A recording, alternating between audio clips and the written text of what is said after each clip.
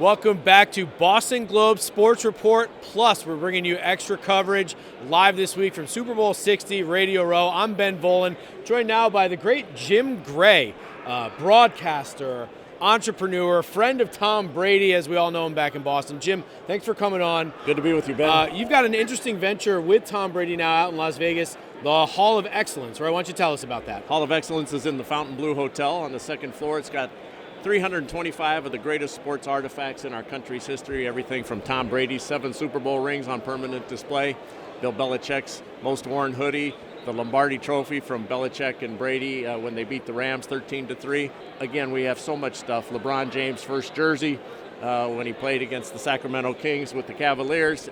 Jason Tatum, we have his Olympic jersey from Paris. Oh, wow. So there's something for everybody in here. Again, there's 300. Jackie Robinson ring from his World Series back in 1955, his only World Series victory. How long did it take you to procure all this?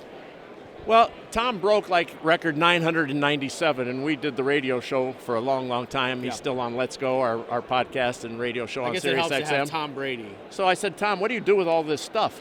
Where does it all go, all these records that you break, the balls? And he says, I got them in a warehouse and some are in my house. I said, we should open a museum. So everybody should come on by. A lot of Boston stuff. Just great memories. We're trying to inspire the next generation, educate the folks who don't know, and then everybody else can relive some of their fondest, greatest memories. That's tremendous. And considering it's a Brady venture, is he maybe the most represented with all the memorabilia there?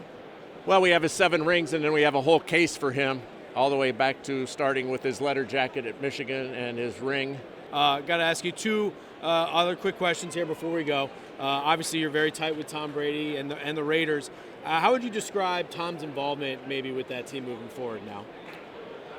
Well, he's a minority owner, and, so that'll be his involvement. Yeah. And his involvement was, obviously he was in this interview process for a coach that they're going to try and find, I guess, after the Super Bowl. Yeah. And so he's been involved with that, and he has an involvement with the Las Vegas Aces as a minority owner. And they've won a couple championships since Tom has come on board. So I guess Tom now has gone from 7 rings to 9 because his Aces ring's a little bit different role and not exactly a participant on the field. So, I don't know exactly what his involvement is in terms of, he's a football man and he's the brightest football man. He's won 7 Super Bowls as a quarterback.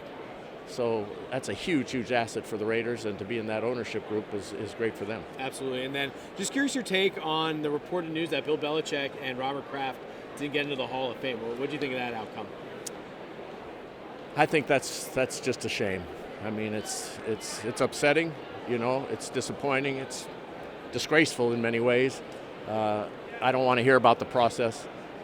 If you didn't pick Bill Belichick with your first X, no matter who he's against, and it's very unfair and unfortunate that those other names are now in the mix. Bill Belichick had nothing to do with Ken Anderson and Roger Craig and L.C. Greenwood. And so you're saying you're picking some of those guys instead of.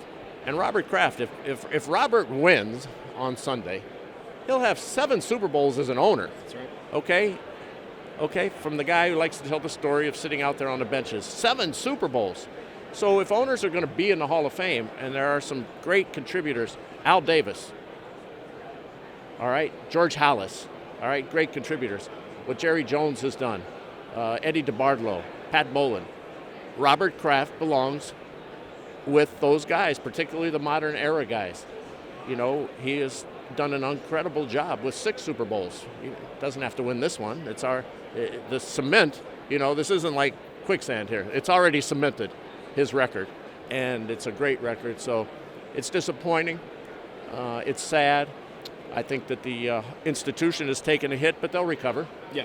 They will recover, and they'll bounce back, and they'll try and be better from it, and they'll get it together. And if they have to revamp it and figure out how to do this, those people who voted no should not be voters. Okay? They should not be voters. I vote for the Boxing Hall of Fame. I take it really seriously. I've been honored to have been able to vote for the Naismith Memorial Basketball Hall of Fame. Jerry Colangelo does a great job. I think that's really what they should do, Ben. Take a look at what Jerry Colangelo and John DeLeva have done in Springfield. Yeah. And those folks. They rotate people on and off. And you have to have 25 years experience covering it. You've had to have been an executive. or a Hall of Famer to have a vote, and those committees are not for everything. You have a Pioneer Committee, you have a Modern Committee, you have a Women's Committee, you have an International Committee, and then your vote isn't guaranteed every year. This is not a lifetime appointment. Right. So I think that they could take from that and just get better. And, you know, everybody loves the Hall of Fame. It's a great institution. Everybody aspires to be in it. It's a shame that this has damaged it, but I think it's only temporary. Yeah, I would agree. It's only a matter of time before Kraft and Belichick get in. And we're probably talking about this next year. I'm going to say this. I spoke to Bill, and I said, Bill, this is really upsetting, and it's a shame.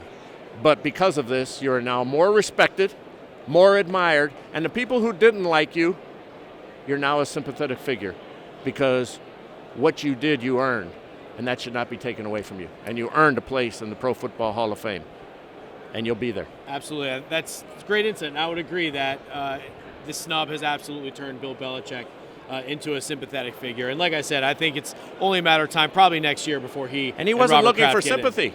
I mean, he's unapologetic of who he is, and he's the greatest coach ever. He doesn't have to apologize for that. And the fact that these other voters, they're going to have to apologize for life if that becomes public, who those folks are. It's true. All right, that's tremendous insight. Jim Gray, thank you so much. I'm Ben Volin. This is live from Radio Row, Boston Globe Sports Report Plus. We'll catch you guys with more content later.